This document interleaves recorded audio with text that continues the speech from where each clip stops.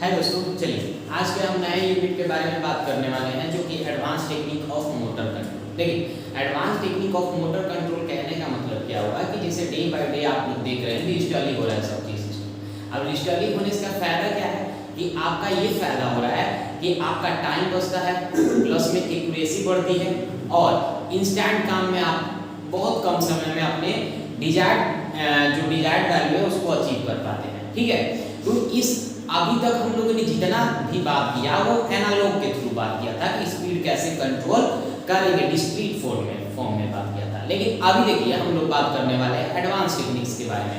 और advance techniques के अंतर्गत क्या आएगा, तो आपका आ जाएगा क्या, कंप्यूटर आ जाएगा, माइक्रो प्रोसेसर आ जाएगा, माइक्रो कंट्रोलर आ जाएगा। तो इन सभी का यूज करके किस प्रकार से हम लोग मोटर के स्पीड को कंट्रोल करेंगे, ये इस यूनिट के बारे में हम लोग बात करने वाले हैं। देखिए अब इस यूनिट को स्टार्ट करने से पहले कुछ हम लोग बेसिक्स के बारे में जानेंगे कि बेसिक्स उसके बारे में जान लेंगे, देन हम लोग प्रोसीड करेंगे कि आपका किस प्रकार से हम लोग मोटर के स्पीड को माइक्रो कंप्यूटर, माइक्रो प्रोसेसर और माइक्रो कंट्रोलर का यूज करके कैसे हम लोग स्पीड को कंट्रोल करेंगे। ठीक है, तो उससे पहले हम लोग को जानना होगा कि ये माइक्रो कंप्यूटर क्या होता है, डिजिटल कंप्यूटर क्या होता है और ये माइक्रो प्रोसेसर क्या होता है। तो पहली बात आई, आप लोगों ने बहुत पहले से नाम सुना होगा आपने, और चाहे नहीं सुना होगा तो आप आज जानिए। एक होता है नाम सीपीयू। ये सीपीयू क्या होता है, तो देखिए सीपीयू का पूरा नाम होता है central processing unit, central processing unit. अब देखिए सीपीयू कहने का मतलब क्या मैंने बोला, सीपीयू कहने का मतलब मैंने बोला, ध्यान से सुनिएगा, बस सुनते रहिएगा, क्या नाम है, central processing unit. Central processing unit कहने का मतलब क्या हुआ कि ये एक प्रकार का ऐसा यूनिट होगा जो कि आपका प्रोसेसिंग करने का काम करेगा। कहने का मतलब क्या होगा कि सीपीयू जो होता है, जैसे कि मैं बोलूं ये जो आपका सीपीयू होता है ये कंप्यूटर के अंतर्गत होता है।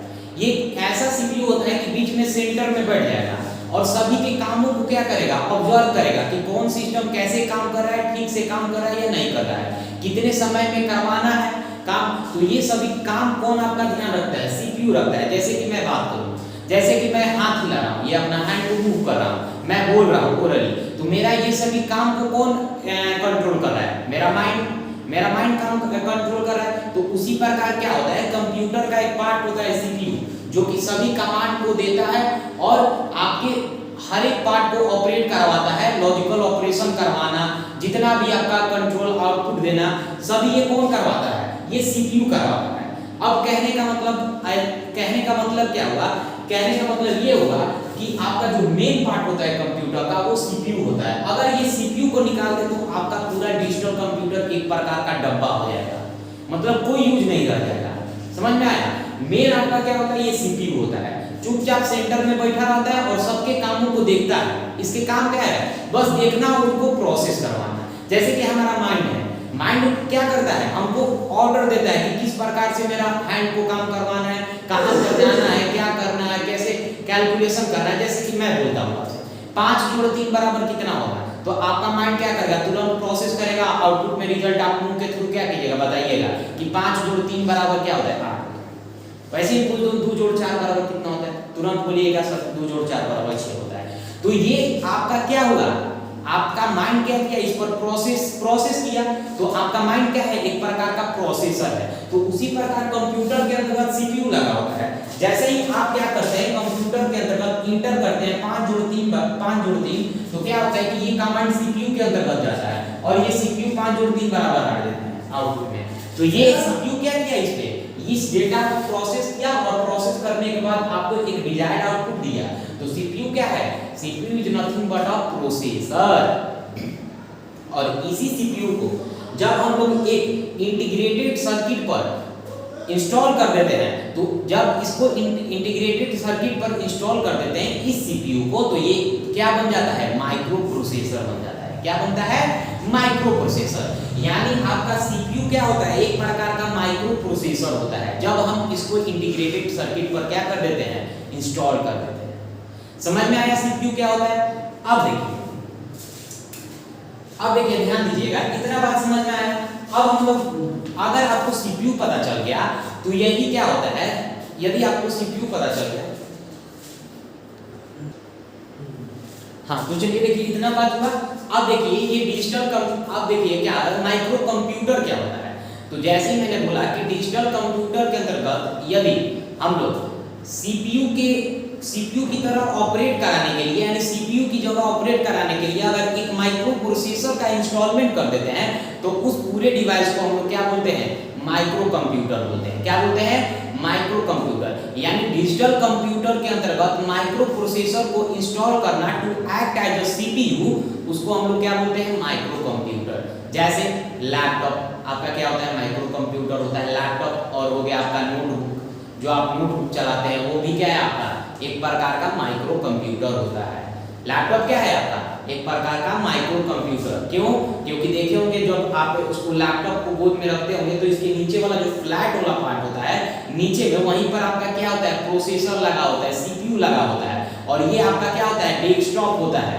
समझ में आया? तो इतना बात समझ में आया कि माइक्रो कंप्यूटर क्या होता है, माइक्रो प्रोसेसर क्या होता है, ये बात समझ में आया। अब देखिए माइक्रो प्रोसेसर में अगर आपको और डिटेल से मैं बताना चाहूँ तो देखिए माइक्रो प्रोसेसर का 3 पार्ट होता है। अगर मैं माइक्रो प्रोसेसर की बात करूँ तो माइक्रो प्रोसेसर का 3 पार्ट होता है, ध्यान दीजिएगा। अब ये माइक्रो प्रोसेसर काम कैसे करता है, ध्यान दीजिएगा। यहाँ पर क्या होता है आपका एक रजिस्टर एलिमेंट होता है, ध्यान दीजिएगा। यहाँ पर क्या होता है, रजिस्टर होता है। यहाँ पर आपका ALU होता है, अरिथमेटिक एंड लॉजिकल यूनिट। और यहाँ पर आपका होता है कंट्रोल यूनिट। क्या होता है, कंट्रोल यूनिट होता है, ध्यान दीजिएगा। अब देखिएगा ये पूरा पार्ट यहाँ से आप लोग क्या देते हैं, इनपुट देते हैं, यहाँ पर आउटपुट लेते हैं और यहाँ पर आपका प्राइमरी और सेकेंडरी मेमोरी होता है जो कि इनपुट आउटपुट या फेच और डिकोड करने के लिए इस्तेमाल किया जाता है। अब देखिएगा ये पूरा जो ब्लॉक डायग्राम है ये किसका है, तो माइक्रो प्रोसेसर का है। अब देखिए ये माइक्रो प्रोसेसर काम कैसे करता है। मैंने क्या किया कि जो आप कमांड देंगे, जो आप इनपुट देंगे, उस पर प्रोसेस करने का काम कौन करता है, ये माइक्रो प्रोसेसर करता है। और प्रोसेस करने के बाद ये माइक्रो प्रोसेसर आपको आउटपुट देता है जो कि आपका डिजिटली जो होता है, जो आपका डेस्कटॉप होता है, जो स्क्रीन होता है उस पर आउटपुट शो करता है। समझ में आया? अब देखिए जैसे कि मैंने बताया भी था कि 5 जोड़ 3 बराबर कितना आया, 8 आया। तो 8 हम जैसे ही इनपुट देते हैं तो आउटपुट स्क्रीन पर क्या मिल जाता है, आउटपुट 8 मिल जाता है। तो वो आपका कौन काम किया, वहाँ पर माइक्रो प्रोसेसर लगा होता है। जितने भी आप डिजिटल देख रहे हैं सामान, जैसे आप कैशियर यूज कर रहे हैं उसमें भी माइक्रो प्रोसेसर होता है। तो सभी जगह आपका क्या होता है, इंस्टेंट काम करवाने के लिए एकदम एडवांस टेक्निक जो यूज किया जा रहा है वो सभी में किसका यूज किया जा रहा है, माइक्रो प्रोसेसर, माइक्रो कंप्यूटर और डिजिटल कंप्यूटर्स का। तो देखिए अब ये माइक्रो प्रोसेसर वर्क कैसे करता है। तो मैंने बताया क्या, माइक्रो प्रोसेसर का 3 part, register, ALU, control unit. कहने का मतलब जैसे ही आपने यहाँ से इनपुट दीजिएगा, जैसे ही आप इसको इनपुट दीजिएगा तो ये जो इनपुट होता है उस समय के लिए आपका क्या होता है, इस रजिस्टर में जाकर स्टोर हो जाता है। आराम से जाएगा इनपुट, आराम से बढ़ जाएगा, बोलेगा कि आएगा, फिर आराम से बैठ जाएगा, कुछ देर यहाँ पर वेट करेगा, ठीक है, बहुत इंस्टेंट समय के लिए। अब क्या होगा कि जो आपने डेटा इस पे इनपुट दिया, ये ALU क्या करेगा, इस डेटा को फेच करेगा। फेच करने के बाद यहाँ पर मेमोरी लगा होगा, प्राइमरी और सेकेंडरी मेमोरी। इस मेमोरी से क्या करेगा, ये फेच करेगा कि आपने जो इनपुट दिया है, ये इनपुट जो डेटा है हमारा मेमोरी में प्रेजेंट है कि नहीं। अगर वो प्रेजेंट होगा तो फिर ये ALU क्या करेगा, यहाँ से फेचिंग करने के बाद क्या कर देगा, डिकोड कर देगा। कहने का मतलब क्या हुआ कि जो आप 5 जोड़ 3 दिए तो 5 जोड़ 3 पर क्या कर देगा, इनपुट। अगर ये डेटा अवेलेबल होगा तो 5 जोड़ 3 बराबर ये डेटा इसमें अवेलेबल होगा 8। तो ये 8 अवेलेबल होगा तो ये ALU क्या करेगा, अरिथमेटिक एंड लॉजिकल ऑपरेशन करके 8 आपको आउटपुट देगा। अब ये आउटपुट डायरेक्ट आपका स्क्रीन पर नहीं चल जाएगा, ये किसके थ्रू जाएगा, तो ये कंट्रोल यूनिट होगा। क्यों, क्योंकि मान के चलिए मैंने कोई कंट्रोल यूनिट लगाया ही नहीं, आपने 5 जोड़ 3 दिया और आपको रिजल्ट में तो आउट आया, लेकिन क्या होगा कि कंट्रोल यूनिट न रहने से कुछ भी रिजल्ट फेंकने लगेगा। एक कंट्रोल प्रोसेस होना चाहिए ना। हम लोगों ने क्या करते हैं, हम लोग साइकिल चलाते हैं, तो साइकिल चलाते हैं तो उसमें ब्रेक यूज करते हैं कि बैक से यूज करते हैं, नहीं ना। तो हर एक सिस्टम के लिए क्या एक लगाते हैं, कंट्रोल यूनिट लगाते हैं, ताकि हम लोग डिजायर्ड अपने वैल्यू को ऑब्टेन कर पाए। तो डिजायर्ड वैल्यू को ऑब्टेन करने के लिए हम लोग क्या करते हैं, कंट्रोल यूनिट का यूज करते हैं। जैसे ही यहाँ 5 जोड़ 3 बराबर 8 आया तो इस 8 को क्या करेगा, ये कंट्रोल यूनिट पकड़ेगा और पकड़ने के बाद क्या करेगा, ये फिर से आपको आउटपुट में फीडबैक कर देगा। तो इस प्रकार से आपका माइक्रो प्रोसेसर वर्क करता है। अब यही क्या होता है, माइक्रो प्रोसेसर में जितना भी आप देख रहे हैं register, ALU, CPU, control unit, primary secondary, ये सभी एक छोटे से यूनिट में क्या होता है, इसके माइक्रो प्रोसेसर के ही अंदर होता है। लेकिन इन सभी चीजों को एक्सटर्नली ऐड कर, जैसे इनपुट आउटपुट डिवाइस अलग हो जाए, फिर आपका कुछ और भी अलग हो जाए, जैसे कि आप क्या बोलते हैं, हर एक चीज अलग अलग लगाया जाए वर्क कराने के लिए, फंक्शन कराने के लिए उस मशीन को, तो उस प्रकार के मशीन को हम लोग उस प्रकार के डिवाइस को हम लोग क्या बोलते हैं, माइक्रो कंट्रोलर। आगे की वीडियो में बात करेंगे, ठीक है, माइक्रो कंट्रोलर के बारे में। तो आज के बेसिक के बारे में ये इंट्रोडक्शन यूनिट था, जिसमें मैं बता रहा हूँ कि माइक्रो प्रोसेसर क्या होता है, माइक्रो कंट्रोलर क्या होता है और माइक्रो कंप्यूटर क्या होता है, ठीक है। अभी तक समझ में आया advance technique of motor control में। अब देखिए, अब हम लोग थोड़ा सा यूनिट की तरफ प्रोसीड करेंगे। अब बात आई कि जो ये advance technique of motor control पढ़ रहे हैं, तो इसका कुछ एडवांटेज होगा। तो मैंने बताया कि ये कम समय में प्रोसेस आसानी से करता है। सेकंड बात, एक्यूरेसी देता है, प्रिसाइज वैल्यू देता है, ये सभी देता है। तो देखिए इसके एडवांटेजेस के बारे में बात कर रहे हैं। तो पहला एडवांटेज क्या होता है, माइक्रो प्रोसेसर, माइक्रो कंट्रोलर और माइक्रो कंप्यूटर यूज करने का, कि ये जो ये इस प्रकार के ड्राइव्स होते हैं, ये इस प्रकार के ड्राइव्स होते हैं जो स्पीड को कंट्रोल करने में ये काफी कॉम्पैक्ट इन साइज होते हैं, मतलब बहुत छोटे होते हैं, मतलब छोटा है, बहुत बड़े बड़े कामों को क्या कर लेते हैं, ये आसानी से कंट्रोल कर लेते हैं। समझ में आया। सेकंड बात क्या है कि processing of speed and angular position is digitally होता है। अब डिजिटली करने से क्या फायदा होगा, जैसे कि आप पढ़े होंगे एक पैरालैक्स मिरर, क्या पढ़े होंगे, एक प्रकार का आप क्या पढ़े होंगे, देखे होंगे कि जो एनालॉग होता है, एनालॉग मीटर में क्या होता है, एक पैरालैक्स मिरर होता है। जैसे ही आपका पॉइंटर, आप क्या पढ़ेंगे, मेजरमेंट में पढ़ेंगे कि पॉइंटर के मूव करने से क्या होता है, यहाँ पर एक ग्लास लगा होता है, ग्लास के चलते आपको एग्जैक्ट लोकेशन नहीं देता है, मेजरमेंट तो करता है 5 एम्पियर का, तो लेकिन दिखाता है 5.2 एम्पियर। तो पैरालैक्स मिरर भी होता है, लेकिन डिजिटली वैसे ही आप मेजरमेंट करते हैं, और डिजिटली जो आपका एनर्जी मीटर लगा होता है उसमें किसी भी प्रकार का आपका एरर नहीं आता है। तो इसी में वो वैसा ही बात है कि प्रोसेसिंग स्पीड तो अच्छा होता है, एंगुलर पोजीशन भी अच्छा होता है। क्यों होता है, क्योंकि इसमें डिजिटली यूज होता है सब चीज। क्या होता है, डिजिटली होता है, मतलब एक प्रिसाइज वैल्यू को बोल सकते हैं कि एक प्रिसाइज वैल्यू ही मिलेगा आपको, एक्यूरेसी इसमें ज्यादा होता है। लेस एक्सपेंसिव कैसे होगा, तो क्या होता था उसमें हर एक चीज को कंट्रोल करने के लिए हम लोग अलग अलग से क्या करते हैं, हर एक चीज को, स्पीड को कंट्रोल करने के लिए, पोजीशन को एक जगह पर स्टैंड करने के लिए हम लोग अलग अलग डिवाइसेस का यूज कर रहे थे। मतलब एक्यूरेसी जितना ही बढ़ाना चाहते थे उतना ही उसमें कंपोनेंट ऐड होते चल रहा था, जिसके चलते वो काफी कॉस्टली हो जा रहा था।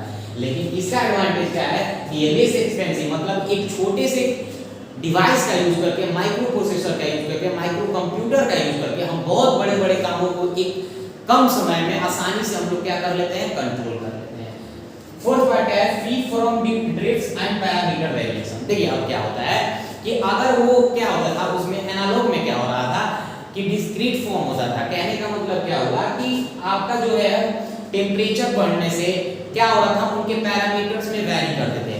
पैरामीटर वैरी करने के चलते उनका जो नेट रिजल्ट होता था, वो नेट रिजल्ट क्या होता था, डिस्टॉर्ट हो जा रहा था। कहने का मतलब वेरिएशन आ रहा था, तो एक्यूरेसी मेंटेन नहीं हो पाता था। ठीक है, तो एक्यूरेसी मेंटेन नहीं होता है, जो कि होता था उसका डिसएडवांटेज। लेकिन क्या होगा कि हम लोगों ने जैसे ही आपका माइक्रो प्रोसेसर, माइक्रो कंट्रोलर का यूज करेंगे, तो उसमें क्या होगा कि जो ये ड्रिफ्ट्स है, पैरामीटर वेरिएशन है और आपका ये सभी चीजें हैं, वो क्या हो जाएंगी, निगलेक्ट हो जाएंगे। समझ में आया। Next, this types of control totally software control. सही बात है। चलिए, हाई रिलायबिलिटी, ऑब्वियस बात है, अगर ये इतना सारा एडवांटेज मिलेगा तो उसकी विश्वसनीयता क्या बढ़ जाएगी, बढ़ जाएगी कि नहीं बढ़ जाएगी। एक्यूरेसी मिल रहा है, समय पर सभी काम हो जाए, तो उसकी रिलायबिलिटी क्या हो जाएगी, बढ़ जाएगी। नेक्स्ट, हाई प्रिसीजन, ये मैंने अभी पॉइंट बताया कि प्रिसीजन उसका क्या होता है, हाई होता है। इतना बात समझ में आया। अब देखिए, कोई भी टॉपिक पढ़ेंगे तो उसका एडवांटेज आएगा तो कुछ ना कुछ उसका डिसएडवांटेज भी होगा। ध्यान से देखिएगा। पहले डिसएडवांटेज क्या है कि these drives are sluggish in responding to the changes in speed, connect command और variation in control parameters। कहने का मतलब क्या हुआ कि आप एक मैकेनिकली कनेक्टेड हो और एक आप फ्रीक्वेंसी के थ्रू कनेक्ट करते हैं किसी भी चीज को। कभी-कभी आप देखे होंगे कि नेटवर्क आपका भाग जाता है, मशीन का नेटवर्क क्या हो जाता है, भाग जाता है। कहने का मतलब वो कभी नेटवर्क फेल हो जाता है। नेटवर्क फेल होने की स्थिति में क्या होगा कि आपका जो पैरामीटर्स होगा, जो आपका मशीन, जो आपका डिवाइस होगा, उस टाइम अगर नेटवर्क नहीं मिलेगा तो वो क्या हो जाएगा, बढ़िया से वर्क करना नहीं कर पाएगा। तो लेकिन वो अगर वो मैकेनिकली कनेक्टेड है और आप खुद से मैनुअली जाकर ऑपरेट करा रहे हैं तो वो आसानी से क्या कर जाता है, ऑपरेट कर जाता है। तो ये इसका डिसएडवांटेजेस होता है। अब देखिए फंक्शन की बात करते हैं। किसके फंक्शन की बात करते हैं? तो function of micro processor in drives, कि किस प्रकार से आपका माइक्रो प्रोसेसर है वो ड्राइव हो। तो ड्राइव क्या होता है, मैंने पहले भी बताया था, फर्स्ट लेक्चर में ही बताया था कि ड्राइव क्या होता है कि एक ऐसा सिस्टम जो मोशन को कंट्रोल करे उसको हम लोग क्या बोलते हैं, ड्राइव बोलते हैं। क्या बोलते हैं? ड्राइव बोलते हैं।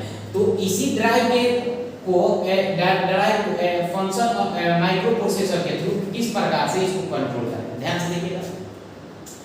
तो function of micro processor in drive क्या होता है? माइक्रो प्रोसेसर में पहला बात होता है जनरेशन ऑफ फायरिंग पल्सेस। जैसे कि मैंने एक और भी बात बताया था, फायरिंग एंगल, ट्रिगरिंग एंगल, याद आ रहा है सबको?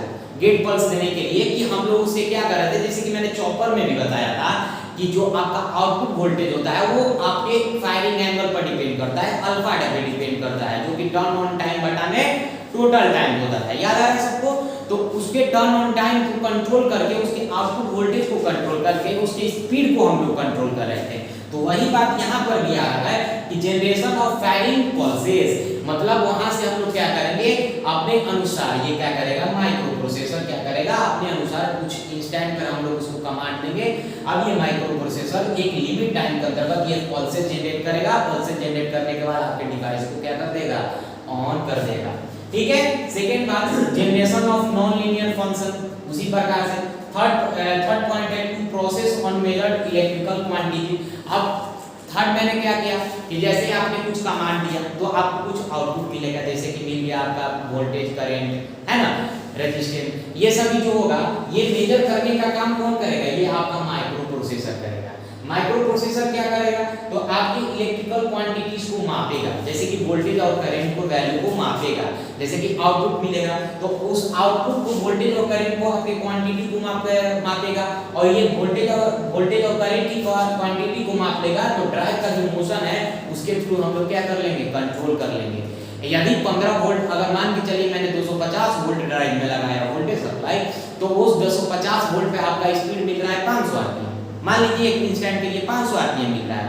तो अगर मैंने क्या, अगर हम लोग सप्लाई दिया और माइक्रो प्रोसेसर में मापा कि वोल्टेज का वैल्यू 240 वोल्ट आ रहा है, तो हम लोग देख लेंगे 240 वोल्ट और अपने सप्लाई को बढ़ा देंगे, और फिर माइक्रो प्रोसेसर क्या करेगा, उसको आसानी से 500 आरपीएम पे रोटेट करेगा। समझ में आया इतना? चलिए next point, monitoring and warning करेंगे। कहने का मतलब क्या होगा कि आपका सही प्रकार से सभी जो आपके फंक्शन हो रहे हैं मशीन के, वो सही प्रकार से हो रहे हैं कि ये प्रॉपर वे में हो रहा है कि नहीं, तो उसको मॉनिटरिंग करना, उसको वार्निंग करना, ये सभी काम किसका होता है, माइक्रो प्रोसेसर का होता है। जैसे कि आप फोन चला रहे हैं, कभी ज़्यादा हीट हो जाता है, आपका फोन कभी ज़्यादा हीट हो जाता है, तो देखते हैं कि वार्निंग दिखने लगता है। तो यही सभी काम कौन करता है, आपका माइक्रो प्रोसेसर करता है। समझ में आया? तो ये आज की क्लास में मैंने केवल बेसिक्स के बारे में बात किया, अभी सिलेबस के बारे में मैंने बात नहीं किया। मैंने इंट्रोडक्शन दिया कि आपको advance technique of motor control में क्या क्या चीजें पढ़नी है। अब अगला क्लास से हम लोग अपने टॉपिक के बारे में आगे बढ़ेंगे। आज के लिए इतना ही रखते हैं। Thank you.